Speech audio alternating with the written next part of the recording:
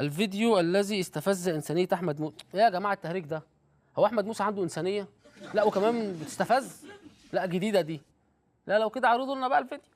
شفت على يوم السابع النهارده فيديو مستفزني. مريضة خارجة من القصر العيني قدامكم اهو، ده السرير بتاع المستشفى. خرجوا من مستشفى القصر العيني بالسرير وعليه هذه السيدة المريضة. سرير عليه المريضة خدناه ومشينا. ازاي تخرج هذه المريضة بالسرير بالحالة دي؟ حد مثلا تمم عليها مثلا؟ حد منعها انها تخرج؟ ولا لا اتفضلوا اخرجوا مع السلامة؟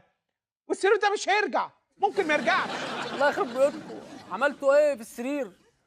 واخدين السرير على فين؟ هيرجع المستشفى ازاي ده بقى؟ ها؟ طمنونا يا جماعه، حد يطمنا على السرير بسرعه. طب هو كويس دلوقتي؟ ازاي يطلع فين حقوق السراير؟ ليه يا احمد؟ طب المريضه اللي عليه يعني عادي؟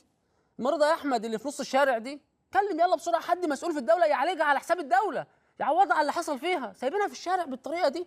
كلم مسؤول يا احمد.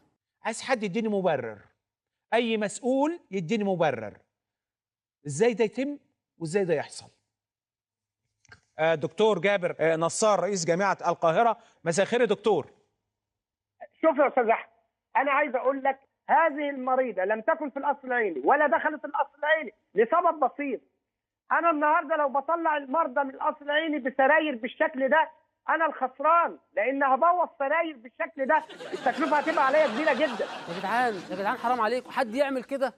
انتوا بتهرجوا. لا لا لا ده اسمه تهريج بصراحه. لا الف سلامه عليك، طمني عامل ايه دلوقتي؟ مش بكلمك انت، مش بكلمك انت. لا لا الف سلامه عليك، ده انت تعبان خد يا ابني السرير ده على العنايه المركزه على طول. حرام عليكم، حد يعمل كده في السراير؟ معقوله؟ الناس بقت قاسيه قوي على السراير.